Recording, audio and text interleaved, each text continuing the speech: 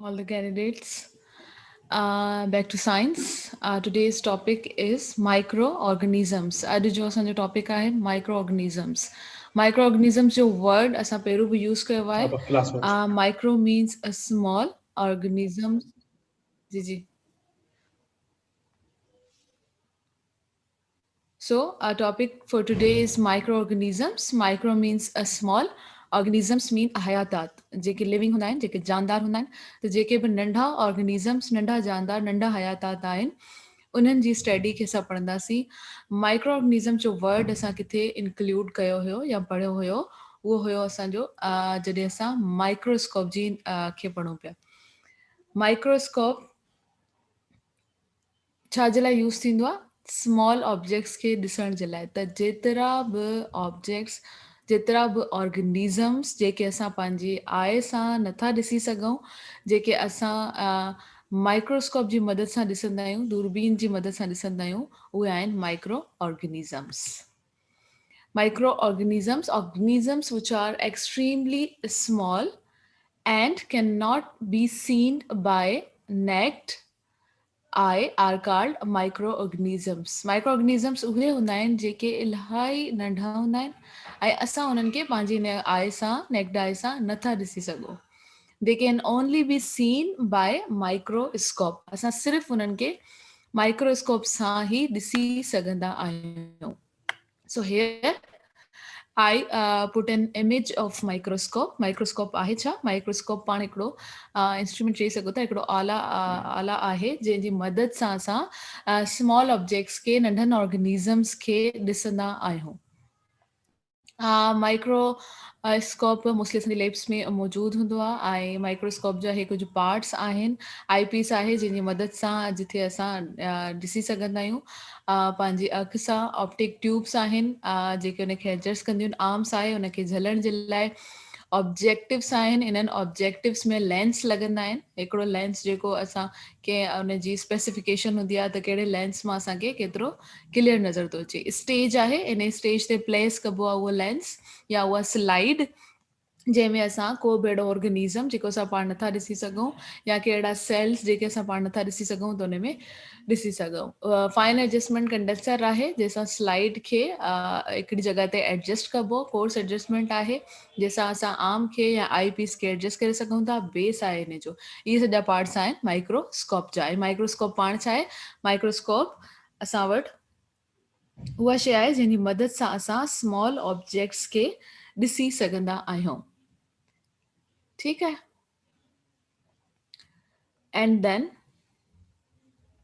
ही जेका इमेज आहे असां वटि हिते इहा मां रखी आहे हिकिड़े सेल जी ही आहे ओनियन सेल जी मोस्टली असां एक्सपेरिमेंट्स वग़ैरह ॾिठा हूंदा या असां पंहिंजे 9th क्लास में एक्सपेरिमेंट कया हूंदा त असां उते जेको आहे सभ खां पहिरियों ओनियन सेल्स असां उते ऑब्ज़र्व कया ओनियन सेल्स छा आहे कीअं ऑब्ज़र्व करे सघिजे थो हिकिड़ो बसर आहे उहो खणी हुनजी मथां ॿाहिरीं हिकिड़ी लेयर हूंदी आहे स्किन हूंदी आहे वाइट कलर जी बिल्कुलु सफ़ा ट्रांसपेरेंट टाइप हूंदी आहे उनखे माइक्रोस्कोप जे स्लाइड ते प्लेस करे हुनजी स्टेज ते रखी करे उन मां ही जेके सेल्स आहिनि उहे ऑब्ज़र्व थियल आहिनि हाणे मां तव्हां इमेज मां ॾिसी सघो था त उहे सेल जेके असां पंहिंजी आई सां न ॾिसी सघंदा आहियूं उहे सेल असांखे हुन सेल जी हिते इमेज नज़र पई अचे जंहिंमें हुनजो न्यूक्लियस किथे आहे हुनजी सेल वॉल कहिड़ी आहे हुनजो सेल मेम्ब्रेन कहिड़ो आहे इहो सभु कुझु वाज़े तौर ते नज़र आहे त इहा हिकिड़ी एग्ज़ाम्पल हुई त माइक्रोस्कोप मां असां कीअं ऑर्गेनिज़म्स खे ॾिसी सघंदा आहियूं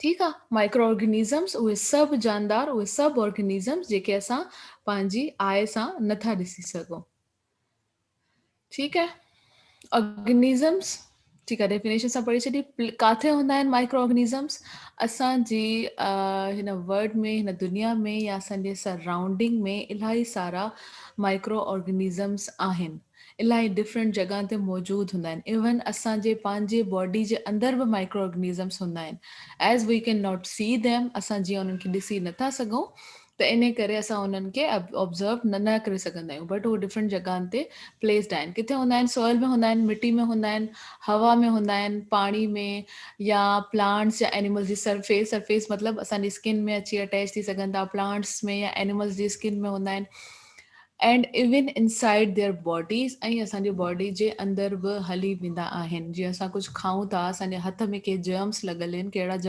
जरासीम, कहिड़ा बैक्टीरियाज़ लॻल आहिनि, त जॾहिं असां मानी खाईंदासीं त उहे असांजे फूड जे ज़रिए बि असांजी बॉडी जे अंदरि वञी सघंदा आहिनि। पोइ असांजी बॉडी में इंटेस्टाइन में या असांजे ब्लड में या असां डिफरेंट ऑर्गन्स में वञी करे पोइ या उते डिज़ीज़ काज़ कंदा आहिनि या असां वटि कुझु हार्मफुल सॉरी यूज़फुल बैक्टीरियाज़ बि आहिनि।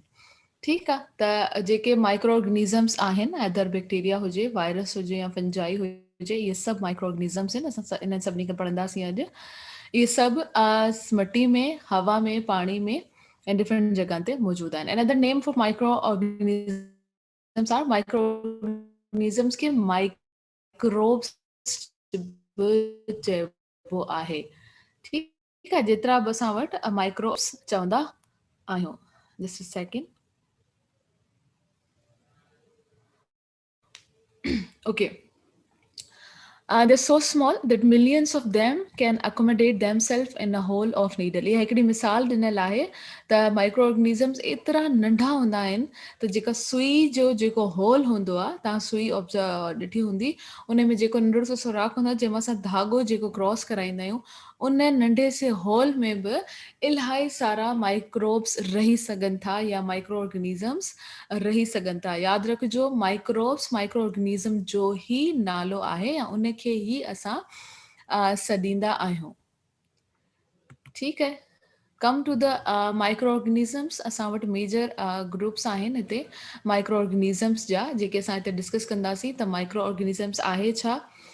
माइक्रो ऑर्गेनिज़म्स छा आहिनि? माइक्रो ऑर्गेनिज़म्स असां वटि जेके हिते आहिनि, जेके ऑब्ज़र्व थियल आहिनि, जेके डिस्कवर्ड थियल आहिनि, उहे आहिनि वायरस, बैक्टीरिया एंड फंजाई।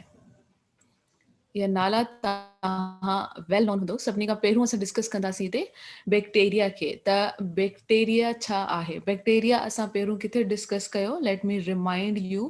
तव्हांखे यादि कराईंदी हलां, किंगडम मोनेरा, जॾहिं असां क्लासिफिकेशन पढ़ी हुई, दर्जा बंदी पढ़ी हुई, त उन में असां पढ़ियो त किंगडम मोनेरा में बैक्टीरिया अहिड़ी एग्ज़ाम्पल हुई जेके ॿियनि सभिनी ऑर्गेनिज़म्स खां डिफरेंट हुया, मुख़्तलिफ़ हुया, पोइ उन्हनि खे हिकिड़ो अलॻि किंगडम ॾिनो वियो। बैक्टीरिया आहे छा? Bacteria are single celled microorganism. Single cell हूंदा आहिनि, माइक्रो ऑर्गेनिज़म्स आहिनि जंहिंखे असां माइक्रोस्कोप सां ॾिसंदा आहियूं, या नंढा हयातात, नंढा जानदार।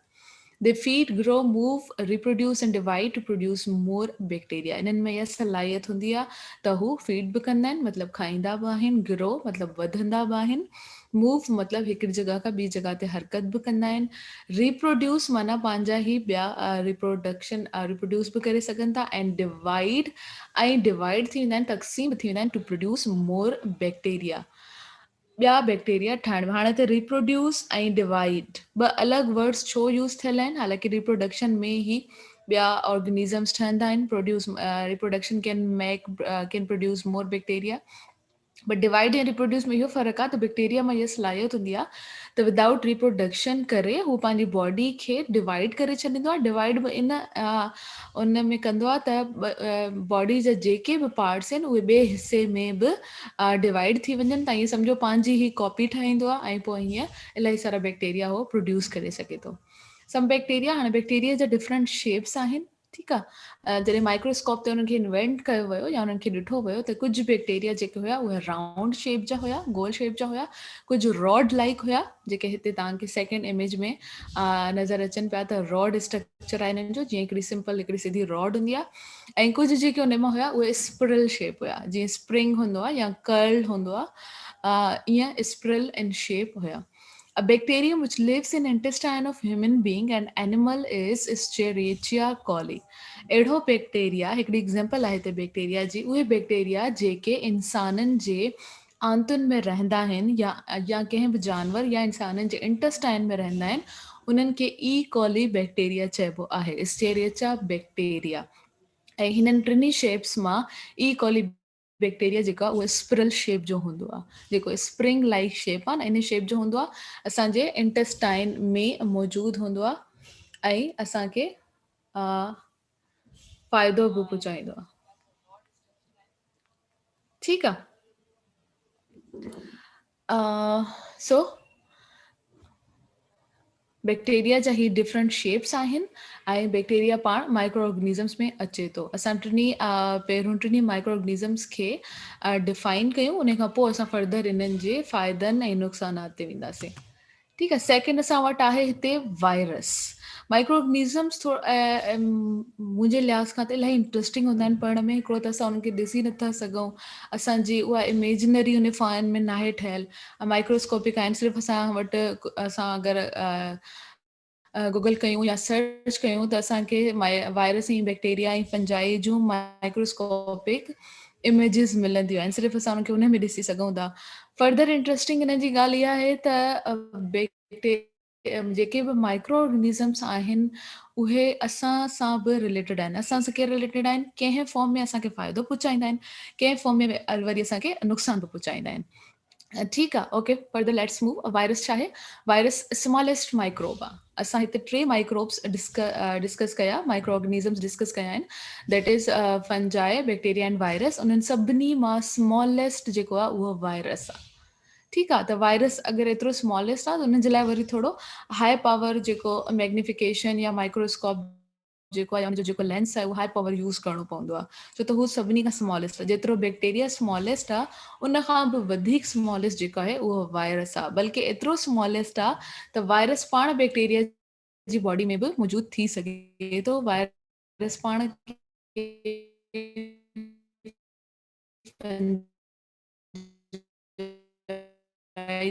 जी बॉडी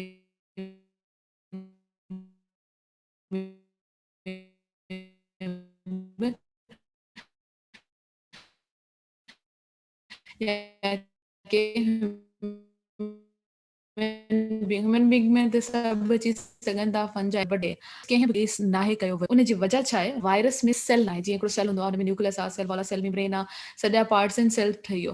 त वायरस में एज सच अहिड़ो को सेल डिस्क्राइब नाहे थियो जंहिंमें हुनजा फुल कैरेक्टर्स असां चऊं त हिन में सॼो सेल मौजूदु आहे ऐं हिन में हिकिड़ो बि को सेल हुजे। असां यूनिसेल्युलर ऑर्गेनिज़म्स पढ़िया आहिनि न, बैक्टीरिया खे जीअं सिंगल सेल चवंदा आहियूं, सेल आहे यूनिसेल्युलर बि उन हिकिड़े सेल जी मदद सां हलनि था, या उहा ई उन्हनि जी ज़िंदगी जी बेसिक यूनिट आहे। बट वायरस में सेल नाहे हूंदो। वायरस खे असां नॉन सेल्युलर चवंदा आहियूं। वायरस में सेल नाहे त उनजी लाइफ बि इफेक्टेड आहे। त वायरस या प्लांट्स हुजनि या असां ह्यूमन बींग्स हुजूं, असांजी बॉडी में वञी करे लाइफ थी वेंदो आहे। वायरस इनएक्टिव हूंदो आहे अगरि कंहिं बि बॉडी जे ॿाहिरि हुजे। आउटसाइड द बॉडी हमेशह वायरस सिंपलेस्ट स्ट्रक्चर। ठीकु आहे। इन जे लाइ सिंपलेस्ट स्ट्रक्चर हूंदो आहे, मतिलबु उन जे स्ट्रक्चर में आइडेंटिफाई नाहे थियो त हिन में को कंप्लीट सेल हुजे। ठीकु आहे, ओके। साॻी ॻाल्हि अची वई त वायरस पाण जेको आहे, पाण ग्रो नथो थी सघे, डिवाइड नथो थी सघे, फीड नथो करे सघे, जेसीं ताईं हू कंहिं बॉडी जे अंदरि न हुजे। जॾहिं हू कंहिं बॉडी जे अंदरि वेंदो आहे, पोइ त एक्टिव थींदो आहे, पोइ त डिवाइड कंदो आहे। दे डू सो, हे तॾहिं कंदो when they are inside the other living organisms. जॾहिं ॿियनि लिविंग ऑर्गेनिज़म्स जे अंदरि उहो वायरस मौजूदु हूंदो, तॾहिं हुते उहो डिवाइड थींदो आहे, such as animals, plants and human beings. अगरि उहो एनिमल्स जी, जानवरनि जी बॉडी में हुजे, पौधनि में या असां में हुजे, त उते वञी करे उहो डिवाइड थींदो। हिते एग्जाम्पल आहे असां वटि वायरस जी, दैट इज़ कॉमन कोल्ड। ठीकु आहे। कॉमन कोल्ड कीअं थींदो आहे? अक्सर करे सर्दियुनि में असांखे जेका घणी थधि लॻी वेंदी आहे, कॉमन कोल्ड उन वजह सां थींदो आहे।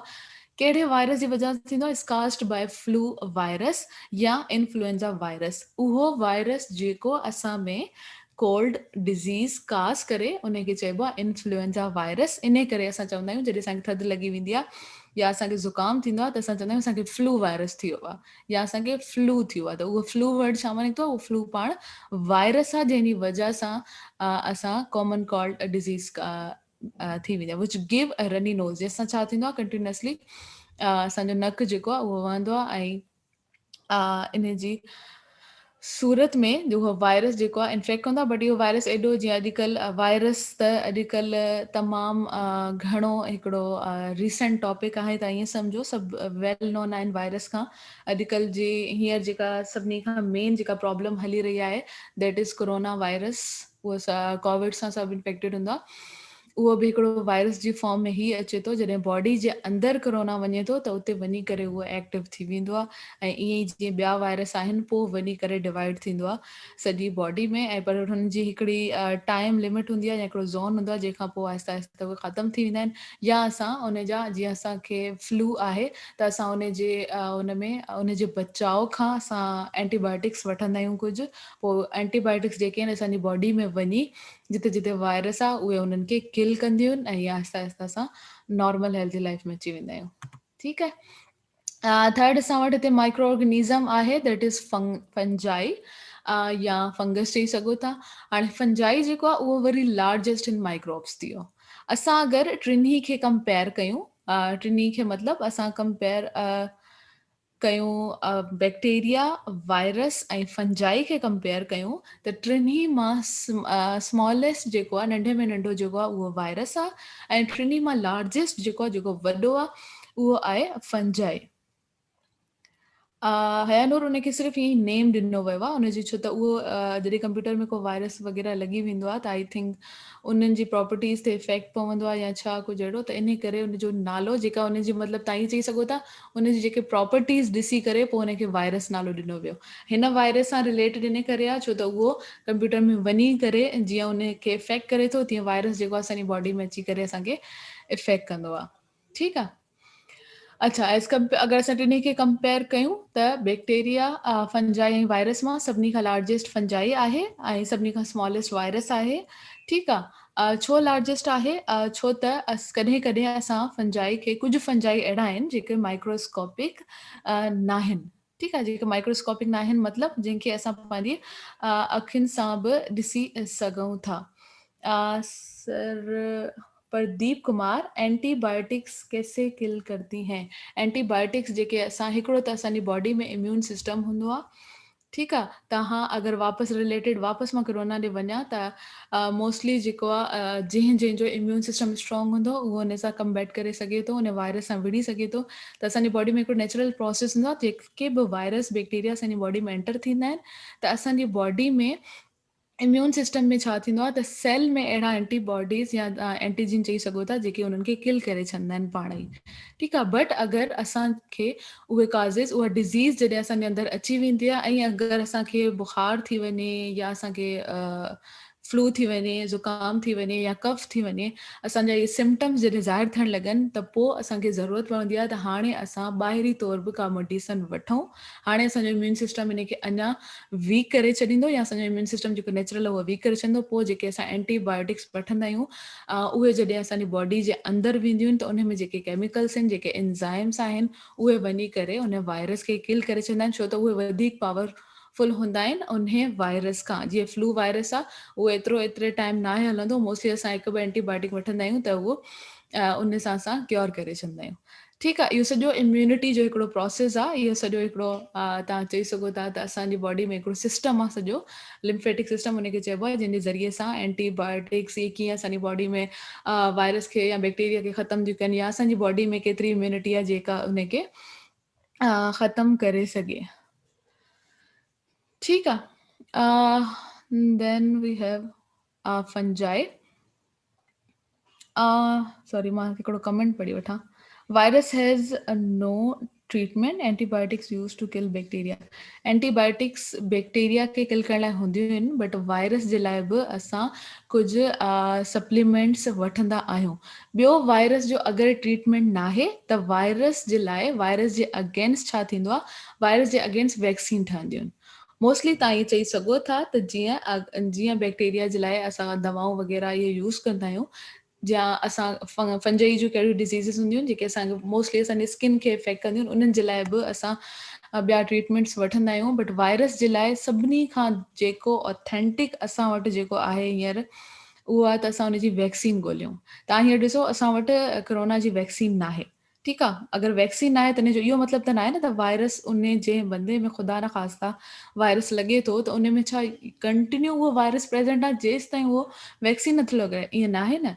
जेके बि जेको वायरस उन्हनि जी बॉडी में वञी इम्पैक्ट करे थो, उन वायरस में वञण सां कंहिंखे बुख़ारु थिए थो, कंहिंखे कफ थिए थी, कंहिंखे ब्रीथिंग प्रॉब्लम थिए थी, कंहिंजो गलो ख़राबु थिए थो, त उन जे बदिरां असां छा था कयूं, उन हिकु शइ जी, उन बीमारी जी असां दवा वठूं था।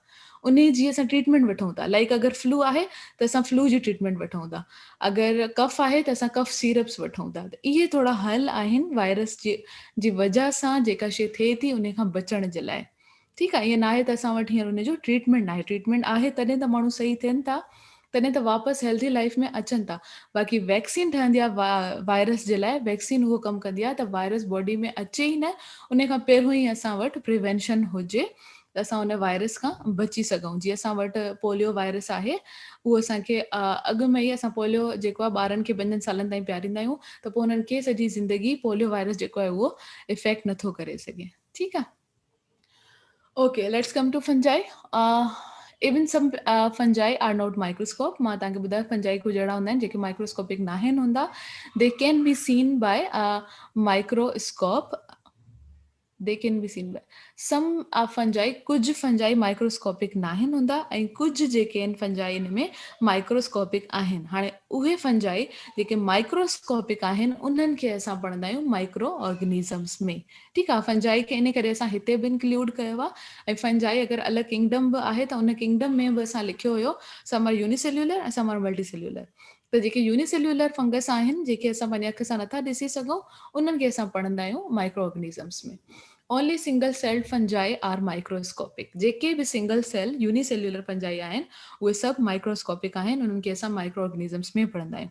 An example of unicellular microscopic fungus is yeast. असां वटि यीस्ट हिकिड़ी एग्जाम्पल आहे फंजाई जी, जेका यूनिसेल्युलर हूंदी आहे, जेका माइक्रोस्कोपिक हूंदी आहे। ठीकु आहे, यीस्ट खे असां अॻिते डिस्कस कयूं था त यीस्ट जा कहिड़ी प्रॉपर्टीज़ आहिनि। हाणे था अचूं असां इन्हनि टिनि ई माइक्रो ऑर्गेनिज़म्स ते, त इहे टई माइक्रो ऑर्गेनिज़म्स असां लाइ यूज़फुल कीअं आहिनि ऐं हार्मफुल कीअं आहिनि। ठीकु आहे, असां जेके डिस्कस कयासीं हींअर बैक्टीरिया, वायरस ऐं फंजाई, इहे टई अहिड़ा माइक्रो ऑर्गेनिज़म्स आहिनि जेके असां पंहिंजे अख सां नथा ॾिसी सघूं। टिनी खे अगरि कंपेयर कयूं त बैक्टीरिया यूनिसेल्युलर आहे, वायरस नॉन सेल्युलर आहे, वायरस में को सेल नाहे हूंदो, ऐं फंजाई जेको आहे उहो उन मां कुझु यूनिसेल्युलर आहिनि, कुझु मल्टीसेल्युलर आहिनि। जेके मल्टीसेल्युलर आहिनि उहे असांजा माइक्रो ऑर्गेनिज़म्स में नथा अचनि, बट जेके यूनिसेल्युलर आहिनि जंहिंमें सिर्फ़ु हिकिड़ो सेल हूंदो आहे, सिंगल सेल हूंदा आहिनि, उहे असांजा अचनि था माइक्रो ऑर्गेनिज़म्स में। ठीकु आहे, useful and harmful microorganisms. Microorganisms are important for maintaining the life of earth. असांजी ज़िंदगी लाइफ ऑफ अर्थ जेका ज़िंदगी आहे असांजी हिन दुनिया में, उनखे मेंटेन करण जे लाइ इम्पोर्टेंट आहिनि। कीअं इम्पोर्टेंट आहिनि? ज़ाहिर उहे कुझु प्रोसेसिस में असांखे हेल्प कनि था, जंहिंजे ज़रिए सां असां उन्हनि खे यूज़फुल में इंक्लूड कयो आहे। अमंग दीज टिनी क्रिएचर्स ऑफ नेचर, इन्हनि सभिनी इहे जेके बि कुदरत जूं जेके क्रिएचर्स आहिनि बिल्कुलु स्मॉल, इन्हनि मां सम आर यूज़फुल, कुझु फ़ाइदेमंद आहिनि, ऐं सम आर हार्मफुल, कुझु नुक़सानकार आहिनि। They carry out many process in nature. कुझु कुदरती नेचुरली प्रोसेस आहिनि जेके उन्हनि जी मदद सां थियनि था ऐं जेके असांखे फ़ाइदो पहुचाइनि था। उन्हनि मां कहिड़ा आहिनि? Useful effects of microscope. सभिनी खां पहिरियों असां हिननि जा यूज़फुल इफेक्ट पढ़ूं त कीअं असांखे इहे फ़ाइदो पहुचाइनि था। फस्ट आहे डीकम्पोज़िशन। डीकम्पोज़िशन असां अॻु में बि डिस्कस करे चुका आहियूं। Let me repeat it. इहे हूंदा आहिनि डीकम्पोज़र्स। ठीकु आहे, कुझु अहिड़ा बैक्टीरियाज़ आहिनि जेके सॉइल में हूंदा आहिनि, मटी में हूंदा आहिनि। उहे छा कंदा आहिनि, जेतिरो बि वेस्ट आहे असांजी मटी में, असांजी सॉइल में जेको गंद हूंदो आहे, जेको गार्बेज हूंदो आहे, या जेके रिमेन्स हूंदा आहिनि, लिविंग रिमेन्स मतिलबु जॾहिं को लिविंग ऑर्गेनिज़म जॾहिं डेड थो थी वञे, मरी थो वञे, त उहो उन ज़मीन ते हूंदा। उन ज़मीन ते जेके बि ऑर्गेनिज़म्स अटैक कंदा आहिनि या उनखे जंहिं फॉर्म में उनजा जेके बि रिमेन्स बचंदा, जेके बि शयूं उन जूं पुठियां बचियल हूंदियूं, या जेको बि किचिरो गार्बेज जेको बि सॉइल में आहे, उन्हनि खे बैक्टीरियाज़ छा कंदा आहिनि? सिंपल न्यूट्रिएंट्स में चेंज कंदा आहिनि। ठीकु आहे, बैक्टीरिया असांजी सॉइल में जेको बि गंद आहे, गार्बेज आहे, या जेके बि असां जानदारनि जा जेके रिमेन्स आहिनि, उन्हनि खे सिंपलर न्यूट्रिएंट्स में तब्दील कंदो आहे। छाजे लाइ? उहे न्यूट्रिएंट्स पोइ छा में कमु ईंदा आहिनि? उहे न्यूट्रिएंट्स पोइ सॉइल खे फर्टाइल ज़रख़ेज़ करण में कमु ईंदा आहिनि ऐं हेल्प कंदा आहिनि प्लांट जी ग्रोथ में। प्लांट जी ग्रोथ में कीअं था हेल्प कनि? मां तव्हांखे वापसि यादि कराईंदी हलां त प्लांट्स में जॾहिं फूड ठहंदो आहे या प्लांट्स जॾहिं ज़मीन ते असां उन्हनि खे पाणी ॾींदा आहियूं त उन सॉइल में उन पाणी सां गॾु उहा जेका मिटी हूंदी आहे उन में उन्हनि जा रूट्स हूंदियूं आहिनि, जड़ियूं हूंदियूं आहिनि। ठीकु आहे, उन जड़ुनि में पाणी सां गॾु मिटी में जेके बि न्यूट्रिएंट्स आहिनि, जेके बि मिनरल्स आहिनि, उहे उन पाणी सां गॾु उहो पाण वटि एब्ज़ॉर्ब कंदा आहिनि ऐं पोइ उहे प्लांट बॉडी ताईं पहुचंदा आहिनि, जेके प्लांट खे ग्रोथ जे लाइ या प्लांट जे फूड जे लाइ हेल्पफुल आहिनि। त इहो ॾिसो, हिकिड़ो नेचुरल हिकिड़ो प्रोसेस बैक्टीरिया कनि बि था, असांजी सॉइल खे ज़रख़ेज़ न्यूट्रिएंट बनाइनि था, जंहिंजे ज़रिए सां प्लांट जी ग्रोथ बि वधे थी, प्लांट खे हिकिड़ा नेचुरली न्यूट्रिएंट मिलनि बि था। ठीकु आहे, इहे हिकिड़ा अहिड़ा यूज़फुल इफेक्ट्स आहिनि जंहिंजी असांखे ख़बर बि न आहे पवंदी, बट इन्हनि जो असांजे माहौल में, असांजी लाइफ में इलाही इम्पोर्टेंट रोल आहे। Without them we would be living in a huge heaps of garbage. अगरि ईअं न थिए, अगरि इहो जेको किचिरो आहे या जेको वेस्ट आहे इहो इते ई ज़मीन में ईअं ई पियो हुजे हा, त सोचो त ज़मीन में केतिरी शयूं इहे वधी वञनि हा, केतिरा रिमेन्स, केतिरा अहिड़ा जानवर, केतिरियूं अहिड़ियूं शयूं आहिनि जेके डेड बॉडीज़ उन्हनि जूं ज़मीन में ईअं ई पियूं हुजनि हा, जेके अञा केरु उन्हनि खे न उन्हनि खे डीकम्पोज़ करे सघे हा। त हीअ जेके डेड बॉडीज़ आहिनि उन्हनि खे डीकम्पोज़ करे, उन्हनि खे न्यूट्रिएंट्स में चेंज करे सॉइल खे फर्टाइल ऐं ज़रख़ेज़ बनाइनि था। ठीकु आहे, सेकेंड असां वटि हिते इफेक्ट आहे फूड डाइजेशन। हाणे नेचुरली असां वटि असांजे ही फूड डाइजेशन में बि हेल्प कनि था। असां डाइजेशन जो सॼो प्रोसेस पढ़ंदा आहियूं त असांजे अंदरि एलिमेंट्री केनाल आहे, ऑर्गन्स आहिनि, स्टमक आहे, आंतू आहिनि, इन्हनि सभिनी जे मदद सां डाइजेशन थिए बि थी। But here some bacteria are and fungi are helping us. ठीकु आहे, इन में बि कुझु बैक्टीरिया ऐं फंजाई आहिनि जेके असांजी मदद कनि था। Some bacteria and fungi are normally present inside the bodies of plants, animals and humans.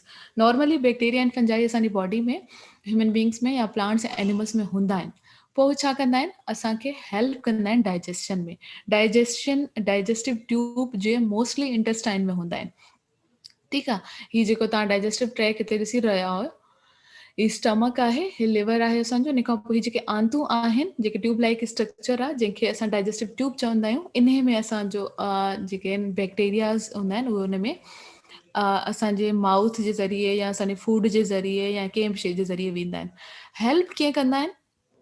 They help in their body processes as cattle, goat, sheep and rabbit have special bacteria living in their digestive tube. हिते कुझु जानवरनि जा नाला mention आहिनि त इन्हनि जे जेको आहे डाइजेशन जो जेको ट्यूब आहे उन में इहे बैक्टीरिया हूंदा आहिनि ऐं डाइजेशन में which help in digestion of food. कीअं कराईंदा आहिनि? सवाल इहो आहे त डाइजेशन में कीअं था हेल्प कराइनि? त हिते कुझु बैक्टीरिया अहिड़ा हूंदा आहिनि जेके एंजाइम्स रिलीज़ कंदा आहिनि या उन्हनि में अहिड़ा केमिकल्स एंजाइम्स हूंदा आहिनि जेके केमिकल रिएक्शन खे वधाइनि था। असांजी बॉडी में फूड छो थो वञे? असांजी बॉडी में फूड वञे थो त असां उन मां सभु न्यूट्रिएंट्स पंहिंजी बॉडी जे अंदरि एब्ज़ॉर्ब करे सघूं, सभु न्यूट्रिएंट्स उन फूड मां वठी सघूं। ठीकु आहे, त हाणे असां लैक किथे कंदा आहियूं? हाणे कुझु असां वटि, असां कुझु अहिड़ा प्लांट्स, मां अॻु में बि तव्हांखे ॿुधायो, असां वटि कुझु अहिड़ा फाइबर फूड आहिनि। फाइबर फूड छा आहे? अहिड़ा प्लांट्स आहिनि जेके असां वेजिटेबल जी फॉर्म में असां सब्जी खाऊं था त उन में जेको सेल वॉल हूंदो आहे, एनिमल्स में त सेल वॉल आहे ई न। ठीकु आहे, त उहे डाइजेस्ट थींदा आहिनि। जेके प्लांट्स में, जेके वेजिटेबल्स में जेको सेल वॉल हूंदो आहे उहो इलाही थिक हूंदो आहे, उहो हार्ड स्ट्रक्चर हूंदो आहे, छो त उहो प्लांट खे सपोर्ट थो करे। पर हाणे असां वेजिटेबल्स जेके खाऊं था त उन में बि उहो सेल वॉल आहे। उहो सेल वॉल असांजी बॉडी में एब्ज़ॉर्ब करणु थोरो ॾुखियो थी वेंदो आहे। ठीकु आहे, उहो असांजी बॉडी में एब्ज़ॉर्ब न आहे थींदो। हाणे एब्ज़ॉर्ब करण बि ज़रूरी आहे, असांखे सभु न्यूट्रिएंट्स खपनि। अगरि इहे बैक्टीरिया इंटेस्टाइन में न हुजनि, डाइजेस्टिव ट्यूब में न हुजनि, त इहो ई सेल वॉल वेस्ट प्रोडक्ट्स जी मदद सां बॉडी मां ॿाहिरि हली वेंदो। मतिलबु जेको अनडाइजेस्टेड फूड आहे, जेको असां बॉडी में हज़म न करे सघंदा आहियूं, जेको वेस्ट मटीरियल जंहिंखे असां चवंदा आहियूं, उहो उन सां गॾु उहो सेल वॉल जेको आहे या उहे फाइबर्स जेके आहिनि उन फूड सां गॾु असांजी बॉडी मां रिलीज़ थी वेंदा। मतिलबु उहे असांजी बॉडी खे मिली ई न सघंदा अगरि बैक्टीरिया डाइजेस्टिव ट्यूब में न हुजे त। ठीकु आहे, बैक्टीरिया छा कंदो आहे? उन खे सिंपलर फॉर्म में चेंज कराए असांजी बॉडी में एब्ज़ॉर्ब कराईंदो आहे। असांजी बॉडी में उहे न्यूट्रिएंट्स जेके आहिनि उहे हल थी वेंदा आहिनि या एब्ज़ॉर्ब थी वेंदा आहिनि। ठीकु आहे, so that is the function of bacteria in our digestive tract. Okay, ॿियूं जेके यूज़फुल शयूं आहिनि जंहिंजे ज़रिए सां असांखे बैक्टीरिया फंजाई या वायरस जेके आहिनि उहे हेल्प कनि था। हिते असां सभिनी खां पहिरियों डिस्कस कंदासीं इन फूड मेकिंग, असांजे फूड में बि हेल्प कंदा आहिनि। ठीकु आहे, फूड में कीअं था हेल्प कनि, असां हिकिड़ी एग्ज़ाम्पल पढ़ीसीं फंजाई जी। ठीकु आहे, फंजाई जी एग्ज़ाम्पल पढ़ीसीं, कहिड़ी एग्ज़ाम्पल पढ़ीसीं, यीस्ट, ख़मीर जंहिंखे चइबो आहे सिंधी ऐं उर्दू में। यीस्ट छा आहे, यीस्ट खे यूज़ कंदा आहिनि बेकरीज़ में या ईअं चई सघो था त आम कंहिं बि फैक्ट्रीज़ वग़ैरह में फॉर रेज़िंग द ब्रेड। हाणे तव्हां चवंदो त यीस्ट जी मदद सां इहो कीअं थो थिए। Sir Khalid Mahmood, what is cell wall? Cell wall जेको आहे सेल जी ॿाहिरीं आउटर मोस्ट बाउंड्री आहे। ठीकु आहे, ॿाहिरीं वॉल सेल जी जेको सेल आहे उन जी ॿाहिरीं बाउंड्री आहे। असां इहो पढ़ियो हुयो त प्लांट सेल में सेल वॉल हूंदो आहे ऐं एनिमल सेल में सेल वॉल नाहे हूंदो। ठीकु आहे, त जेको बि असां एनिमल जे फॉर्म में मीट जे फॉर्म में जेको खाऊं था उन में सेल वॉल नाहे, उन जी डाइजेशन में न, पर जेको असां प्लांट खाऊं था, जेके असां सब्जियूं खाऊं था, उन्हनि में उहो सेल वॉल मौजूदु हूंदो आहे। पोइ उनखे डाइजेस्ट करण में असांखे मुश्किल थींदी आहे। पोइ उहे बैक्टीरियाज़ जेके आहिनि उहे उन सेल वॉल खे, उन फाइबर्स खे सिंपलर फॉर्म में चेंज करे असांजी बॉडी में डाइजेस्ट कराईंदा आहिनि। ठीकु आहे, okay. Yeast is use for the raising of bread, bread में यूज़ थींदो आहे। कीअं यूज़ थींदो आहे या ब्रेड कीअं थी ठहे, जेका ब्रेड इवन तव्हां पंहिंजे घरनि में यूज़ कयो था या जेका ब्रेड तव्हांखे बर्गर्स में मिलंदी आहे, इन सभिनी में यीस्ट यूज़ थींदी आहे। इहो बैक्टीरिया यूज़ थींदो आहे। हाणे ॾिसो, इहे ई बैक्टीरिया या जेके फंगस आहिनि, सॉरी फंजाई यूज़ थींदो आहे, इहे ई फंजाई ऐं बैक्टीरिया जेके न असांखे नुक़सान बि पहुचाइनि था, वरी इहे ई असां पंहिंजे हुन में यूज़ बि कयूं था। Some bacteria are also used in making of yogurt, cheese and curd. हाणे सवाल आहे त इहे सभु शयूं इन्हनि बैक्टीरिया ऐं फंजाई मां कीअं थियूं ठहनि। यीस्ट छा कंदो आहे, यीस्ट जो हमेशह टक्कर हूंदो आहे शुगर मॉलिक्यूल सां। असां छा कंदा आहियूं, मैदे या कंहिं बि अटे में उहो यीस्ट मिलाए छॾींदा आहियूं। ठीकु आहे, त यीस्ट छा कंदो आहे, यीस्ट फीड ऑन शुगर। उन मैदे में उन जेको ग्रेन आहे, असां कार्बोहाइड्रेट में पढ़ियो आहे, जेतिरा बि फ्लोर आहिनि, जेतिरा बि अटा आहिनि, चाहे वीट हुजे, राइस वीट हुजे, चांवरनि जो अटो हुजे या गंदम जो अटो हुजे या मैदो हुजे, इहे सभु कार्बोहाइड्रेट्स में अचनि था। ठीकु आहे, इन्हनि में कार्बोहाइड्रेट्स, कार्ब्स ऐं शुगर मॉलिक्यूल इलाही हूंदा आहिनि। त जॾहिं असां उन वीट में, उन अटे में उहा शइ मिलायूं था, यीस्ट जेको आहे उनखे बि डव में, त उते उन में जेके बि शुगर मॉलिक्यूल आहिनि, यीस्ट उन्हनि खे उन ते फीड करणु शुरू करे छॾींदो आहे। ठीकु आहे, yeast feed on sugar in the dough, उन डव में, and produce carbon dioxide gas. ऐं उन डव जे अंदरि, उन अटे जे अंदरि उते ई कार्बन डाइऑक्साइड गैस प्रोड्यूस कंदो आहे। उन जे नतीजे में जेको असां डव, जेको असां अटो रखियो हूंदो आहे, उहो राइज़ अप थींदो आहे, उहो वधी वेंदो आहे। ठीकु आहे, तव्हां भले इहो घर में बि करे ॾिसो या कंहिंखां भले पुछी ॾिसजो। अगरि कंहिं ब्रेड वारे अटे में या कुझु बि, या तव्हां ब्रेड था ठाहियो या पिज़्ज़ा में यूज़ थींदो आहे, पिज़्ज़ा जी डव में, इन्हनि में अगरि थोरी यीस्ट विझी तव्हां उन अटे खे रखी छॾियो, तव्हां उनखे ऑब्ज़र्व कजो, कुझु टाइम खां पोइ या कलाक या 2 आवर्स खां पोइ, त उहो इलाही फैलिजी वेंदो आहे, उहो वधी वेंदो आहे उन मां डव। त उहो वधी छाजे लाइ वेंदो आहे, त असां उन में यीस्ट फंगस ऐड कंदा आहियूं, जेको उते रिएक्शन करे शुगर मॉलिक्यूल ते फीड करे कार्बन डाइऑक्साइड रिलीज़ कंदो आहे, ऐं उन कार्बन डाइऑक्साइड जी गैस जी मदद सां जेको अटो आहे, जेको डव आहे, उहो असांखे राइज़ अप थी मिलंदो आहे। ठीकु आहे, हाणे ॾही कीअं थी ठहे, आई थिंक मां कल्ह लास्ट में लेक्चर खां पोइ कमेंट्स पढ़िया, त उन में बि अलाए कंहिंजो सुवाल हुयो त मैम बैक्टीरिया मां कीअं थी ठहे, बैक्टीरिया मां कीअं दही कीअं ठहंदी, ॾही कीअं ठहंदी बैक्टीरिया मां। सो बैक्टीरियाज़ बि यूज़ थींदा आहिनि योगर्ट दही ठाहिण जे लाइ, या चीज़ ठाहिण जे लाइ, कर्ड, इहे सभु इन जी फॉर्म में अची था वञनि। कीअं था अचनि,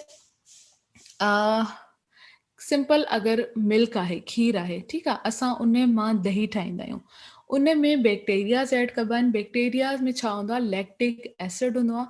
उन लैक्टिक एसिड जी मदद सां जेको खीर आहे उन जी फॉर्म चेंज थींदी आहे, खीर में थोरी खटास अची वेंदी आहे, खीर जो टेक्सचर चेंज थींदो आहे, उन जा शुगर मॉलिक्यूल घटि थी वेंदा आहिनि, उन में जेके शुगर आहे या स्टार्च आहे उहो घटि थी वेंदो आहे। उहो फॉर्म, उहो लैक्टिक एसिड जॾहिं हुन में ऐड थिए थो बैक्टीरिया जी फॉर्म में, त पोइ हुनजी फॉर्मेशन चेंज थी वेंदी आहे इनटू योगर्ट, ॾही में चेंज थी वेंदी आहे। हाणे तव्हां चवंदव त मैम असां वटि इहे किथां आया, असां घर में त इहे कोन्हनि जो असां हुन में बैक्टीरिया खणी विझूं, बैक्टीरिया किथां आया। असां वटि घरनि में मोस्टली इहो अमल ईअं थींदो आहे त उन ई खीर में थोरी दही खणी विझी छॾींदा आहियूं। तव्हां इहो ऑब्ज़र्व कयो हूंदो, त असांखे जेका दही मिले थी त असां खीर कंटेनर में खीर विझी उन में थोरी दही ऐड करे छॾंदा आहियूं। हाणे उन दही में त ऑलरेडी उहे माइक्रोब्स आहिनि जेके ऑलरेडी उहो लैक्टिक एसिड आहे। जीअं लैक्टिक एसिड उन में पवंदो आहे त अगरि तव्हां उनखे सॼी राति रखी छॾियो या कुझु टाइम लाइ रखी छॾियो त उहो दही में चेंज थींदो आहे। इहा दही जेका फैक्ट्रीज़ में ठहे थी त उहे फैक्ट्रीज़ में यूज़ कंदा आहिनि इहे बैक्टीरियाज़, या कंहिं लेबोरेटरीज़ में ठहे थी या जिथां ठही अचे थी उते इहे जेके आहिनि माइक्रोब्स यूज़ कबा आहिनि इन खे योगर्ट फॉर्म में चेंज करण जे लाइ। It's full of good bacterias. ॾही में असांजा गुड बैक्टीरियाज़ हूंदा आहिनि, मतिलबु उहे सुठा बैक्टीरिया हूंदा आहिनि जेके कमु वेंदा आहिनि। कार्ड कल्चर्स और प्रोबायोटिक्स। प्रोबायोटिक्स छा हूंदा आहिनि? प्रोबायोटिक्स उहे बैक्टीरियाज़ आहिनि जेके असांजे खाधे जे लाइ या असांजे लाइ सुठा हूंदा आहिनि। ऐं हमेशह जॾहिं बि इहो कल्चर कजे, माना जॾहिं इहो दही ठहंदी आहे कंहिं फैक्ट्री में या कंहिं जॻह ते, त हमेशह हो हुते प्रोबायोटिक्स यूज़ कंदा आहिनि खीर में ऐड करण जे लाइ, जीअं उन्हनि मां गुड बैक्टीरियाज़ मां असांखे दही ठही सघे। ठीकु आहे। सिंपलर फॉर्म जेको असां यूज़ करे सघूं था त सिंपल खीर में तव्हां दही ऐड कंदो, उन में लैक्टिक एसिड आहे, उन एसिड जी मदद सां उहो खीर जेको आहे उहो योगर्ट में तब्दील थी वेंदो आहे। ठीकु आहे। ओके, इहो थियो food making. Now we have in antibiotics and vaccines. Antibiotic असांखे किथां थी मिलनि ऐं इहो वैक्सीन जेको आहे इहे बि असांजी सोर्स आहे इन मां। सम माइक्रोब्स, कुझु माइक्रोब्स जेके हूंदा आहिनि उहे केमिकल प्रोड्यूस कंदा आहिनि जंहिंखे चइबो आहे एंटीबायोटिक्स। ठीकु आहे। These chemicals destroy living cells. इन्हनि एंटीबायोटिक्स जो कमु छा आहे, इहो असां सवेर बि इहो ई डिस्कस कयो त एंटीबायोटिक्स आहिनि छा या असां उनखे छो यूज़ कंदा आहियूं। असां वटि ही तव्हां सिंपल हिकिड़ी दवा जी एग्ज़ाम्पल वठो। असांखे कुझु बि बीमारी थींदी आहे, असां दवा वठंदा आहियूं, मेडिसिन्स वठंदा आहियूं। ठीकु आहे। उहे मेडिसिन्स बि इन्हनि बैक्टीरिया ऐं फंजाई मां ठहियल आहिनि, छो त इन्हनि माइक्रोब्स में हूंदा आहिनि केमिकल्स। इहे ई केमिकल्स उन्हनि दवाउनि में यूज़ था थियनि ऐं इहे ई दवाऊं पोइ असांखे कमु अचनि थियूं उन्हनि जे ई इफेक्टिव जेके बीमारी वारा बैक्टीरिया या माइक्रोब्स आहिनि उन्हनि खे वापसि किल करण में। तव्हां इहे सम्झो हिक ॿिए सां ई विढ़नि था। हिकिड़ा बैक्टीरिया आहिनि जेका असांखे बीमारी ॾियनि था, असां बीमार थियूं था। वायरस असांखे लॻे थो, असां बीमार थियूं था। फंगस असांखे लॻी थो वञे, असांखे बीमार थियूं था। उन्हनि खे ट्रीट करण जे लाइ वरी उन्हनि जा ई दुश्मन उहे पाण ई आहिनि जेके असांखे मेडिसिन्स में दवाउनि में मिलनि था। असां उहे दवाऊं वठूं था, उन्हनि जो पाण में जहिड़ो थो थी वञे असांजी बॉडी जे अंदरि, ऐं जेके यूज़फुल बैक्टीरियाज़ आहिनि उहे खटे था वञनि ऐं जेके हार्मफुल बैक्टीरियाज़ आहिनि उहे किल था थी वञनि। ओके, एंटीबायोटिक्स ते था अचूं। These chemicals destroy living cells. असांजी बॉडी में वञी जेके उन टाइम जॾहिं बि असां बीमार हूंदा आहियूं त असांजे सेल असांजी सॼी बॉडी में या ब्लड में तव्हां चओ त उहा शइ मिक्स थी वेंदी आहे, त उहे असांजी बॉडी में वञी उन्हनि लिविंग सेल्स खे किल कंदा आहिनि, पर्टिकुलरली माइक्रो ऑर्गेनिज़म्स। उन्हनि खे जेके माइक्रो ऑर्गेनिज़म्स असांजी बॉडी में आहिनि, असांजे सेल में आहिनि, उन्हनि खे वञी किल कंदा। They R use for treatment of disease. इन्हनि खे असां इन्हनि एंटीबायोटिक्स खे असां यूज़ कंदा आहियूं डिज़ीज़ खे, बीमारियुनि खे ट्रीट करण जे लाइ, बीमारियुनि खे सही करण जे लाइ। Penicillium is a fungus. इहो मां तव्हांखे किंगडम फंजाई में बि इहो ॿुधाई त सभिनी खां पहिरियों जेका मेडिसिन, सभिनी खां पहिरियों जेका एंटीबायोटिक ठही हुई उहा ठही हुई पेनिसिलियम, ऐं उहा ठही हुई फंजाई मां। ठीकु आहे। Penicillium is a fungus that produce antibiotic called penicillin. Penicillin हिकिड़ी अहिड़ी एंटीबायोटिक आहे जेका असां इन रिज़ल्ट ऑफ डिज़ीज़ कंहिं बि बीमारी जे तहत असां उनखे इंटेक कंदा आहियूं जेका उन सां फाइट कंदी आहे या ईअं सम्झो त विढ़ंदी आहे। उहा पेनिसिलियम छा मां ठहियल आहे? उहा पेनिसिलियम हिकिड़ो फंगस आहे, उन मां ई ठहियल आहे। Microbes also produce vaccines. हाणे हिते वैक्सीन्स बची थी वञे। इहे जेके माइक्रोब्स आहिनि इहे वैक्सीन में प्रोड्यूस कंदा आहिनि। हाणे ॻाल्हि इहा थी अचे त एंटीबायोटिक ऐं वैक्सीन में फ़र्क़ु छा आहे? ठीकु आहे। एंटीबायोटिक छा आहे ऐं वैक्सीन छा आहे? एंटीबायोटिक उहा आहे जॾहिं असांखे हिकिड़ी बीमारी थी वई, असांखे फ्लू वायरस लॻी वियो, ठीकु आहे, असांखे बैक्टीरिया कंहिं हिट करे छॾियो। अगरि असांखे इहा वायरस इहा बीमारी लॻी वई आहे, उन खां पोइ असां वठंदा आहियूं एंटीबायोटिक्स। त उहे हाणे असांजी बॉडी में वञी करे उन्हनि पर्टिकुलर उन्हनि माइक्रो ऑर्गेनिज़म्स खे या माइक्रोब्स खे जेको आहे किल कराइनि, ठीकु आहे, या असांजी बॉडी मां ख़तमु कनि। वैक्सीन छा आहे? वैक्सीन वरी उहो आहे, वैक्सीन उन बीमारी खे थियण खां पहिरियों ई असां लॻाए छॾींदा आहियूं। वैक्सीन तव्हां इहे सम्झो हिकिड़ो बचाव आहे। एंटीबायोटिक्स जॾहिं बीमारी थी वञे असां पोइ यूज़ था कयूं। वैक्सीन उन जो बचाव आहे, प्रिवेंशन आहे। बचाव मतिलबु अञा असांखे उहा बीमारी नाहे थी, असां अॻु में ई पंहिंजी वैक्सीन कराए छॾींदा आहियूं त असां हिन बीमारी खां बची वञूं। फॉर सपोज़ हींअर कोरोना जी अगरि वैक्सीन अची थी वञे ऐं असां मां कंहिंखे अगरि कोरोना नाहे थी, शुक्र आहे, त पोइ असां उहा वैक्सीन लॻाराए छॾींदासीं। उन खां पोइ असां हिन ख़ौफ़ खां बिल्कुलु आजा आहियूं त हाणे असांखे कोरोना वायरस नथो लॻी सघे, त असां हिन जी वैक्सीन कराए छॾी आहे। सिंपल हिन जी मिसाल आहे त पोलियो वायरस आहे। जीअं असां ॿारनि खे 5 सालनि ताईं पोलियो जा ड्रॉप्स पियारींदा आहियूं, उन खां पोइ सॼी ज़िंदगी उन्हनि खे पोलियो वायरस इफेक्ट नथो करे सघे। त इहो फ़र्क़ु आहे वैक्सीन्स ऐं एंटीबायोटिक्स में। ठीकु है। Microbes also produce vaccines which prevent us from contracting certain disease. Vaccines भी produce कंदियूं आहिनि जेके असांखे इन्हनि डिज़ीज़ खां बचाव जे लाइ हूंदा आहिनि। मतिलबु असां अॻु में ई बचियल हूंदा आहियूं उन्हनि बीमारियुनि खां। Polio drops are form of vaccine made from the polio virus. Polio virus जी मदद सां पोलियो जा ड्रॉप्स ठहंदा आहिनि, उन जी वैक्सीन ठहंदी आहे। अगरि असां वैक्सीन इनटेक करे छॾींदा आहियूं त असांजी बॉडी में उन जे ख़िलाफ़ु हिकिड़ो इम्यूनाइज़ेशन तव्हां चई सघो था, हिकिड़ो अमल थी वेंदो आहे जंहिंजी मदद सां पोइ सॼी ज़िंदगी असांखे उहो वायरस हिट नथो करे सघे। हेपेटाइटिस जी बि वैक्सीन्स थींदी आहे, असां कराए छॾींदा आहियूं जीअं अॻिते वञी करे असांखे कंहिं शइ मां हेपेटाइटिस न थिए। डिफरेंट असां वटि वैक्सीन्स आहिनि। मीज़ल्स एंड मम्स स्किन जो डिज़ीज़ आहिनि। अॻु में जेको आहे न हर हिकु ॿार खे थींदी हुई, सिंधी में शायदि इनखे उरड़ी टाइप चवंदा आहिनि, त ॿारनि जी जेका स्किन आहे हुन में रेड रेड निशान थी वेंदा हुया। उन्हनि खां बचण जे लाइ तक़रीबन हर ॿार खे आए दिन इहा शइ हूंदी हुई। त उनजी जॾहिं वैक्सीन अची वई, हाणे जॾहिं बि को नंढो ॿारु ॼमंदो आहे त तव्हां नोट कयो त उनखे ॿिए ॾींहुं 3 ॾींहं ते सभु वैक्सीन्स लॻी वेंदियूं आहिनि। या हिकिड़ो टाइम ड्यूरेशन हूंदो आहे 6 महीना, उनखे हर महीने वैक्सीन लॻंदी आहे। त इन वैक्सीन जी मदद सां हाणे जेका इहे डिज़ीज़िस आहिनि आहिस्ता आहिस्ता इहे घटि थियण शुरू थी वियूं आहिनि। ठीकु है।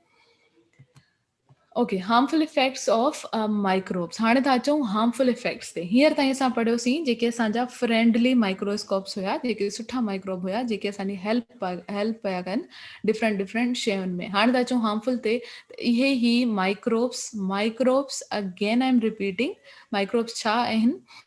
माइक्रोब्स आहिनि असांजा बैक्टीरिया, वायरस एंड फंजाई। ठीकु आहे। माइक्रो ऑर्गेनिज़म्स जो ॿियो नालो आहे माइक्रोब्स। हाणे इफेक्टिव कीअं आहिनि, नुक़सानकार कीअं आहिनि असां लाइ? Spoiling of food. जिथे उहे असांखे योगर्ट ऐं ब्रेड ठाहे पिया ॾियनि असांजी फूड जे लाइ, स्पॉइल बि कनि था। Sir Akhtar Sahab, immune system and immunization. Immune system मां हिते थोरी देरि पहिरियों बि डिस्कस कयो। इम्यून सिस्टम बॉडी जो बचाव जो हिकिड़ो सिस्टम आहे। असांजी बॉडी में हिकिड़ो नेचुरल सिस्टम आहे। असांजी इम्यूनिटी असांजी बॉडी में पाण ई नेचुरली इफेक्ट हूंदी। जॾहिं बि असांजी बॉडी में को बैक्टीरिया या वायरस वेंदो आहे त असांजी इम्यून सिस्टम में, मतिलबु असांजे ब्लड में अहिड़ा एंटीजीन्स आहिनि जेके वञी करे उन्हनि खे नेचुरली किल कंदा आहिनि। उन वायरस बैक्टीरिया खे नेचुरली ख़तमु करे छॾींदा आहिनि बॉडी में। इहो असांजी नेचुरल इम्यूनिटी आहे। पर अगरि कंहिंजी इम्यूनिटी कमज़ोर थी वञे, असांजा उहे एंटीजीन एॾो कमु नथा कनि या उन्हनि खां उहे बैक्टीरिया वायरस नथा किल थियनि, पोइ असां वठंदा आहियूं दवा। पोइ असां में सिम्टम्स प्रोड्यूस थींदा आहिनि। ज़ाहिर उहे वायरस बैक्टीरिया अगरि बॉडी में हूंदा त उहे असांखे इम्पेक्ट कंदा। किथे असांखे फ्लू थी सघे थो, ज़ुकाम थी सघे थो, बुखार थी सघे थो, डिफरेंट एस्पेक्ट्स थी सघंदा। पोइ असां हुनजी दवा वठंदा आहियूं, जेको हिकिड़ो ॿाहिरों अमल आहे इम्यूनिटी लाइ या इम्यूनाइज़ेशन लाइ। बट फर्स्ट जेको स्टेप आहे उहो असां पाण आहियूं। असांजी बॉडी जे अंदरि हिकिड़ो नेचुरल प्रोसेस आहे इम्यूनाइज़ेशन जो। ठीकु आहे। Let's come to the lecture, spoiling of food. Some harmful bacteria and fungi get into our food. कुझु बैक्टीरिया ऐं फंजाई जेके आहिनि असांजे फूड में हली वेंदा आहिनि ऐं पोइ उते जेके आहिनि हार्मफुल इम्पैक्ट, छा चइबो आहे, हार्मफुल केमिकल्स उते प्रोड्यूस कंदा आहिनि। उन केमिकल जी उन सां असांजो फूड जेको आहे उहो ख़राबु थी वेंदो आहे, डिस्ट्रॉय थींदो आहे, इलाही बैड थी वेंदो आहे, प्रोड्यूस अ फाउल स्मेल, इलाही उन मां ख़राबु असांखे स्मेल ईंदी आहे। Vegetables and fruits also rot when attack by microbes. सब्जियूं या फ्रूट जेके बि आहिनि, जॾहिं इन्हनि ते माइक्रोब्स लॻंदा आहिनि त इहे बि ख़राबु थी वेंदियूं। तव्हां चई सघो था रॉट जो हिते मक़सदु आहे त हिकिड़ी सर्कल फॉर्म में हिकिड़ी राउंड ठही वेंदो आहे। अक्सर तव्हां ॾिठो हूंदो पोटैटो में बि लॻंदो आहे। पोटैटो में हिकिड़ी जॻह अहिड़ी हूंदी आहे जिते पाउडरी फॉर्म में पोटैटो थी वेंदो आहे ऐं सॼी ग्रीन कलर जी थी वेंदी आहे। त उते बि इहे ई बैक्टीरियाज़ वञी लॻंदा आहिनि जेके उन्हनि खे ख़राबु कंदा आहिनि। हिते तव्हां ऑरेंज ॾिसी सघो था, हिते नारंगी आहे जेका सॼी ऑलमोस्ट इफेक्टेड आहे बायो फंगस। इन में हिकिड़ो फंगस लॻी वियो आहे जेको सॼो हुन ते फैलिजी वियो आहे।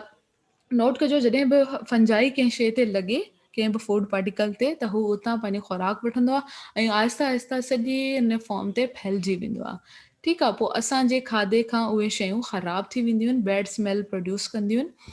ठीकु आहे, सेकेंड नेक्स्ट तव्हांजे अॻियां ब्रेड आहे, ब्रेड सां बि ईअं ई थींदो। अगरि तव्हां खुलियल ईअं ब्रेड किथे रखी छॾींदव, या असां वटि सिंपल जेके घर में मानी ठहंदी आहे, तव्हां हिकिड़ो ॾींहुं हुनखे किथे ईअं खोले रखो त ॿिए ॾींहं ते हुन ते वाइट कलर जा पाउडरी फॉर्म में या फंगस फॉर्म में हुन ते कॉटन फॉर्म में बिल्कुलु वाइट कलर जी सन्हड़ी लेयर हिकिड़ी अची वेंदी आहे। उहे फंगस ई हूंदा आहिनि, उहे असांजी फूड खे लॻी करे ख़राबु कंदा आहिनि। असां फूड खे छो फ्रिज में प्लेस कंदा आहियूं? फ्रिज असांजे घर में इन करे ई आहे त असां फूड खे, हिकिड़ो त हुन में टेम्परेचर मेंटेन थिए थो, सेकेंडली इन टेम्परेचर मेंटेनेंस जे करे ई उन में के बि फूड पार्टिकल्स या उहे फंगस हुजे या बैक्टीरिया हुजे, उहे हुन ते अटैक नथा करे सघनि। ठीकु आहे, कंटेमिनेशन ऑफ ड्रिंकिंग वाटर, इहो त इलाही हिकिड़ो तव्हां चई सघो था त हिकिड़ो इलाही वाज़े अमल आहे, ऐं जेको असांजे हिन दौरानिया में थिए बि थो, असांजा जेको पाणी आहे, जेको असांखे वाटर जेको मिलंदो आहे, उहो इलाही कंटेमिनेटेड आहे। कंटेमिनेटेड मतिलबु जंहिंमें ऑलरेडी इलाही माइक्रोस्कोप जेके आहिनि उहे एड थियल आहिनि। Micro organisms make the water unfit for drinking. जॾहिं माइक्रो ऑर्गेनिज़म्स हुन पाणी मां मिली वेंदा आहिनि त उहो पाणी पोइ पीअण खां हलाकु थी वेंदो आहे। This water can only be purified from these microbes by boiling it. पोइ हिकिड़ो तरीक़ो आहे असां वटि अक्सर घरनि में माण्हू पाणी जेको आहे बॉयल करे पीअंदा आहिनि, उहो इन ई हुन खां त अगरि हिन में को बि माइक्रो ऑर्गेनिज़म आहे त उहो किल थी वञे। अगरि तव्हांखे पाणी खे 5 मिंट ताईं बॉयल कयो था त हुन में जेके बि माइक्रोब्स हूंदा उहे किल थी वेंदा। ठीकु आहे, छो त असां हुनखे हीट ॾियूं था, टेम्परेचर ॾियूं था, हुन हीट सां, हुन टेम्परेचर सां उहे माइक्रोब्स मरी था वञनि। ॿिया असां वटि हिते कुझु इम्फेक्ट आहिनि अञा जेके असां लाइ नुक़सानकार आहिनि। इन्फेक्शन्स एंड डिज़ीज़, इहे बीमारियूं जेके असांखे इन्हनि वायरस, इन्हनि बैक्टीरियाज़ या इन्हनि फंगस जे ज़रिए सां लॻनि थियूं। In disease caused by presence and increasing of microbial organisms in the body. कोई बि अहिड़ी डिज़ीज़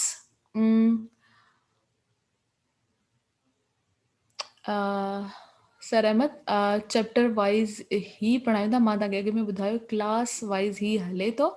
कोई बि शइ तव्हांजी हिते छॾिबी न। जेके बि इहो टॉपिक्स, अक्सर जेके टॉपिक आहिनि उहे हिक ॿिए सां रिलेट था कनि। जीअं तव्हांजी क्लासिस आहिनि, क्लास 4 आहे या क्लास 5 आहे, उन में इलाही टॉपिक आहिनि जेके ॿिन्ही में मैच था कनि। सिंपल हिकिड़ी तव्हांखे मिसाल ॾियां, मैटर वारो जेको टॉपिक मां तव्हांखे 4 में पढ़ाया आई आहियां, उहो 5 में बि आहे। आहिनि उहे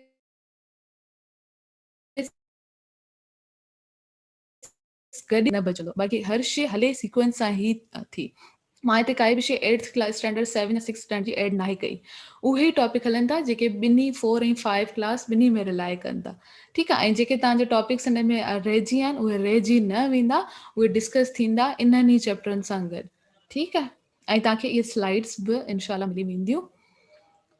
ओके, एनी डिज़ीज़, जेका बि डिज़ीज़ माइक्रो ऑर्गेनिज़म्स जे हुजण सां या उन्हनि जे वधण सां थिए थी, उहा डिज़ीज़ जेका आहे उहो इन्फेक्शन काज़ कंदी आहे, या उन डिज़ीज़ खे असां इन्फेक्शन चई सघूं था। अहिड़ी डिज़ीज़ हाणे असां जीअं ब्रेड में पढ़ियो आहे, ब्रेड में जॾहिं फंगस लॻी वियो त उहा ब्रेड सॼी ख़राबु थी वई।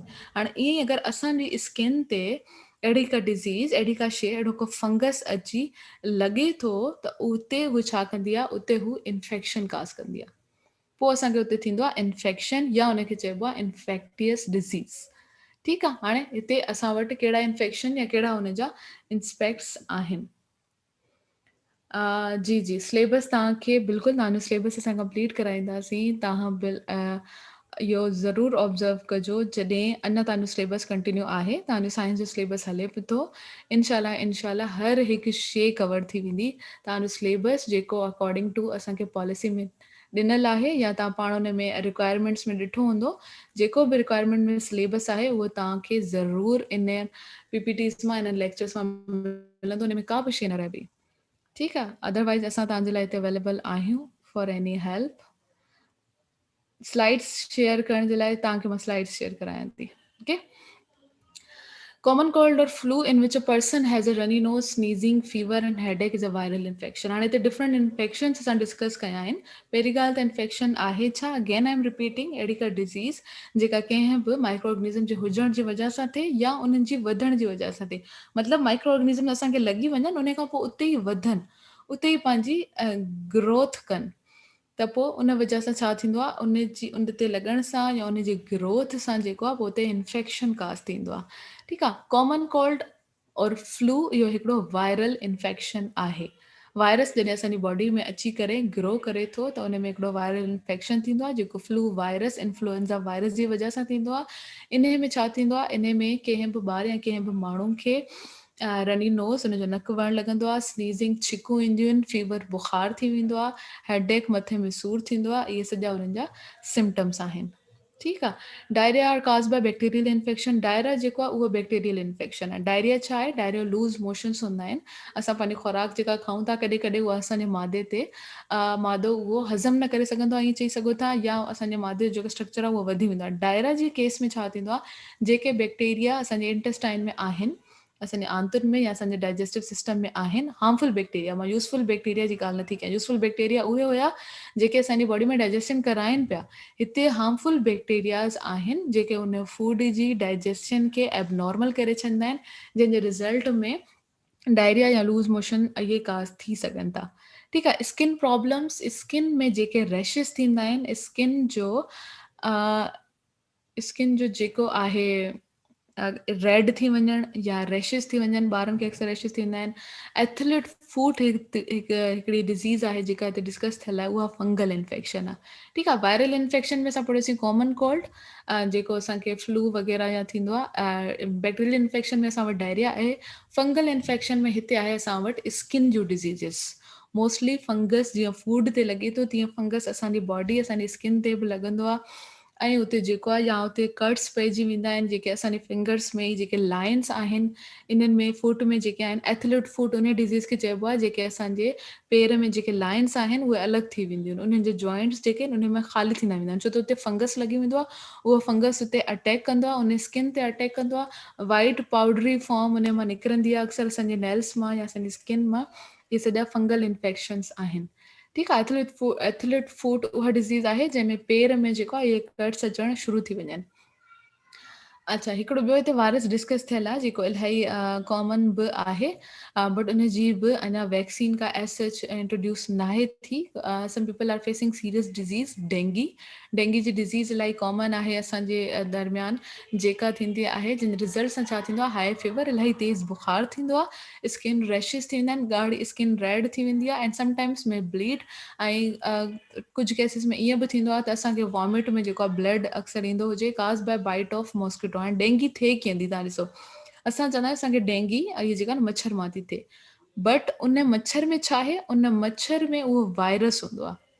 ठीकु आहे। जेको मच्छर असांखे उन टाइम ते बाइट करे थो, उन मच्छर में हूंदो आहे डेंगी वायरस। हाणे उहो वायरस उन मच्छर मां असांजी बॉडी में कन्वर्ट थी। तव्हां इहो ॻाल्हि त सभिनी ख़बर आहे त हर मच्छर मां त डेंगी कोन थींदो आहे न, हर मच्छर मां मलेरिया बि कोन थींदो आहे, उहा हिकिड़ी अलॻि ॻाल्हि थी वई। हर मच्छर मां ईअं ई डेंगी बि कोन थींदो आहे। ठीकु आहे। त अगरि हर मच्छर मां डेंगी नथो थिए त इन जो इहो काज़ आहे त उहे मच्छर पाण जेके इंफेक्टेड हुजनि, असां वायरस बैक्टीरिया में इहो पढ़ी आया आहियूं त वायरस बैक्टीरिया इहे कंहिं बि एनिमल, कंहिं बि जानवर या कंहिं बि ह्यूमन बींग जी बॉडी जे अंदरि थी सघनि था। डेंगी वायरस जेको आहे उहो मच्छर जी बॉडी जे अंदरि हूंदो आहे। उहो ई मच्छर जॾहिं अची असांखे बाइट करे थो त उहो जेको डेंगी वायरस आहे उहो असांखे मॉस्किटो मां ट्रांसफर थी वेंदो आहे असां में। ठीकु आहे। पोइ उन मॉस्किटो बाइट खां उहो ट्रांसफर थी वेंदो वायरस ह्यूमन बॉडी में, जंहिंजे रिज़ल्ट में असांखे डेंगी बीमारी डिज़ीज़ थींदी आहे। ठीकु आहे। इहो कुझु कॉमन नॉलेज आहे तव्हांजे लाइ। रूट्स ऑफ इन्फेक्शन, हाणे इहे इन्फेक्शन किथां था अचनि, ज़ाहिर हिननि जो कुझु ज़रियो आहे, कोई रूट आहे, कंहिं जॻह तां असांजी बॉडी में इन थियनि था, असांजी बॉडी में एंटर थियनि था।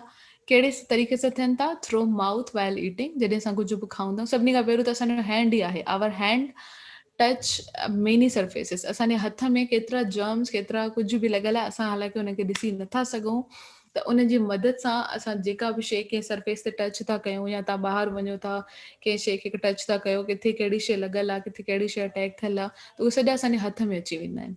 ठीकु आहे। त सभिनी खां मेन रूट त असांजो पंहिंजा हैंड्स आहिनि। उन खां पोइ असां उन मां ई खाऊं था, थ्रू माउथ वाइल ईटिंग, जॾहिं असां खाऊं था त उन मां ई असांजो जेके बि उन में बैक्टीरियाज़ आहिनि उहे असांजे बॉडी जे अंदरि वञनि था। Through cuts in skin, skin ते जेके कट्स लॻी वेंदा आहिनि, असांखे धकु लॻंदो आहे त उन कट खे हमेशह कवर करे रखिजे, न त उन कट्स मां त हू डायरेक्ट असांजी बॉडी में, असांजी स्किन जे अंदरि, असांजे मांस में असांजे ब्लड में असांजे सेल्स में इन्वॉल्व थी वेंदा थ्रू नोज़ वाइल ब्रीथिंग। जॾहिं असां साह खणंदा आहियूं, असां इहो पढ़ी आया आहियूं हींअर त बैक्टीरियाज़ ऐं इहे एयर में मौजूदु हूंदा आहिनि।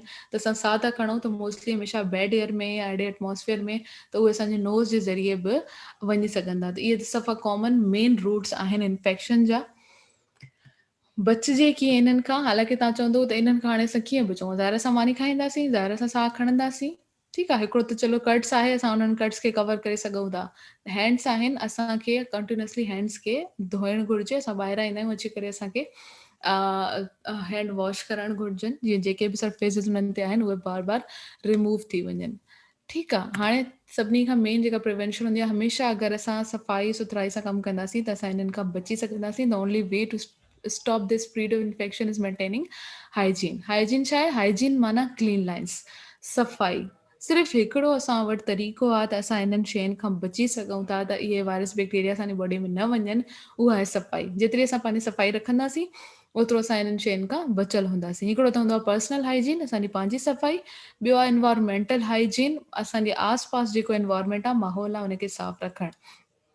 क्लीन बॉडी हूंदी, a clean body is a free of harmful microbes. अगरि क्लीन बॉडी हूंदी त उहा माइक्रोब्स खां या जेके बि नुक़सानकार माइक्रोब्स आहिनि उन्हनि खां बची सघे थी। वॉशिंग हैंड्स, हैंड वॉश, इहे सभु पहिरें चैप्टर में बि आवर बॉडी में बि पढ़ी आया आहियूं। Trimming nails, brushing teeth, taking bath, इहे हिकिड़ा सिंपल टर्म्स आहिनि जेके असां पंहिंजे रोज़मर्रा जी ज़िंदगी में कंदा आहियूं ऐं इन्हनि सां असां उन्हनि सां बची बि सघूं था। अच्छा, एनवायरमेंटल हाइजीन छा आहे?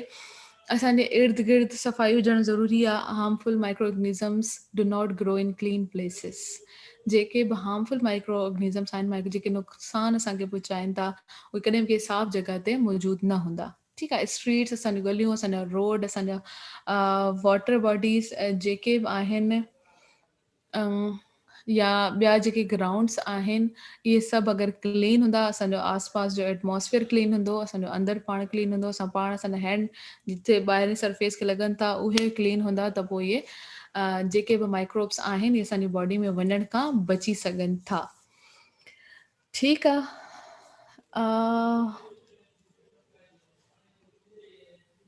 जी, एयर में बि वायरस अहिड़ा हूंदा आहिनि जेके असांजे बॉडी में या असांजे लंग्स में साह खणण जे अमल में असांजी बॉडी में एंटर थियनि था। तव्हां सिंपल ॾिसो, अॼुकल्ह जेको वायरस हले पियो कोरोना वायरस, इहो हिकिड़ो त असांखे कंहिं सरफेस खे टच करण सां या कंहिं माण्हू खां मिलण में बि थिए थो, बट शुरू में जीअं कोविड आयो त हर को माण्हू चए पियो त इहो एयर मां बि थिए थो।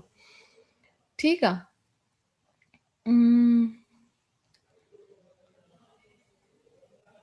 Okay, I'll try to read your comments.